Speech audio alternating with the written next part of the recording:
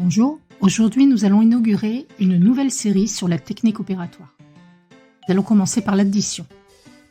Quand tu fais une addition, les nombres que tu ajoutes s'appellent des termes. Quand tu poses une addition, tu dois t'assurer de bien faire correspondre les types d'unités. Je te conseille de ne mettre qu'un seul chiffre par carreau sur ton cahier. Commençons par la somme des nombres entiers. Ajoutons 345 et 53. Comme tu peux le voir sur la vignette, nous avons fait correspondre les chiffres des unités, les chiffres des dizaines et le chiffre des centaines. Nous allons commencer par ajouter les unités. 5 et 3, 8. Nous allons ensuite ajouter les chiffres des dizaines. 4 et 5, 9. Et enfin, ajouter les chiffres des centaines. Quand il n'y a pas de chiffre, en fait, il y en a un. Ce chiffre est 0. Nous allons donc faire 3 plus 0 égale 3. Nous en concluons que 345 plus 52 est égal à 397. Dans la vignette précédente, nous avons mis 345 au-dessus et 52 en dessous. Cela n'est pas une obligation. Tu peux très bien décider de mettre 52 au-dessus et 345 en dessous, contrairement à ce que nous verrons plus tard dans la soustraction où là l'ordre te sera imposé. Tu poses 52 plus 345, tu vas obtenir le même résultat, à savoir 397. Intéressons-nous maintenant à une addition où tu vas te retrouver dans le calcul des retenues. Tu vas bien évidemment écrire ton opération en correspondance en choisissant lequel des deux nombres tu veux mettre au-dessus, peu importe. Nous allons ajouter les unités, 7 et 3, 10. Nous allons donc poser le 0 en dessous des unités, dans la colonne des unités, et reporter le 1 des dizaines dans la colonne des dizaines. Nous allons par la suite ajouter les chiffres des dizaines. 9 et 1, 10 et 4, 14. Nous allons donc poser le chiffre des dizaines 4 dans la colonne des dizaines et reporter le chiffre des centaines, à savoir 1, dans la colonne des centaines. Puis nous allons faire 4 plus 3 plus 1 qui va nous donner 8. Nous obtenons 347 plus 493 égale 840. Quand tu poses une addition, tu peux ajouter autant de termes que tu veux en une seule fois.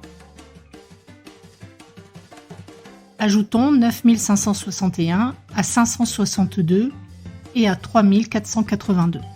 Tu pourrais bien sûr faire le calcul en deux fois. Mais tu iras beaucoup plus vite en ne le posant qu'une seule fois. Tu respecteras bien évidemment le fait d'écrire en correspondance les unités. Dans la colonne des unités, tu vas faire 2 et 2, 4 et 1, 5. Dans la colonne des dizaines, tu vas faire 6 et 6, 12 et 8, 20.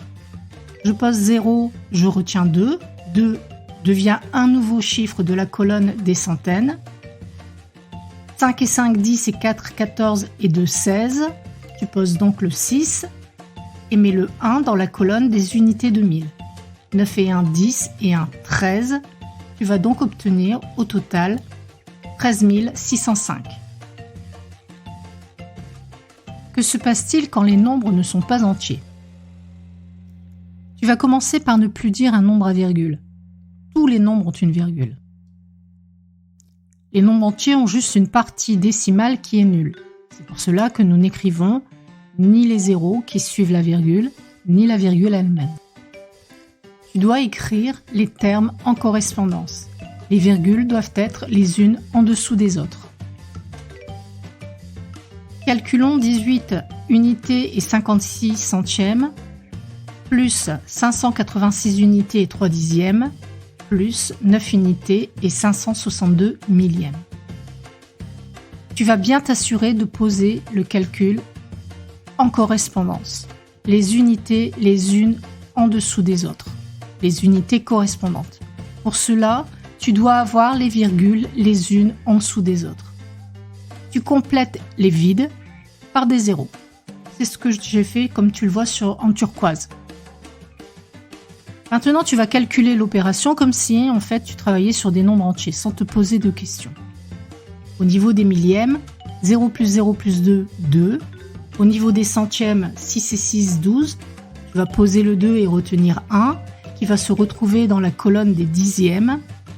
5 et 5, 10 et 3, 4, 13 plus 1, 14. Tu vas poser le 4 et écrire le chiffre des unités qui correspond au 14 dans la colonne des unités.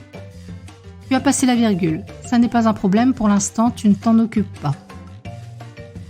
On va maintenant calculer le nombre de dizaines. Donc 9 et 1, 10, et 8, 18, et 6, 24. Tu poses 4 et retiens 2, qui est le nouveau chiffre des dizaines. Tu vas ensuite ajouter 8 et 2, 10 et 1, 11. Tu poses 1 et que tu retiens 1 dans la colonne des centaines. Là, tu vas faire 5 et 1, 6. Une fois que tu as fait ce calcul, tu descends la virgule. C'est-à-dire que tu vas recopier dans le résultat la virgule au même emplacement que l'emplacement où se trouvent les virgules des termes que tu as ajoutés. Nous allons donc obtenir comme résultat 614 unités et 422 millièmes.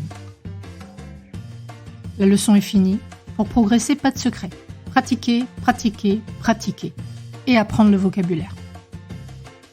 La prochaine fois, nous verrons comment poser des soustractions. Bientôt!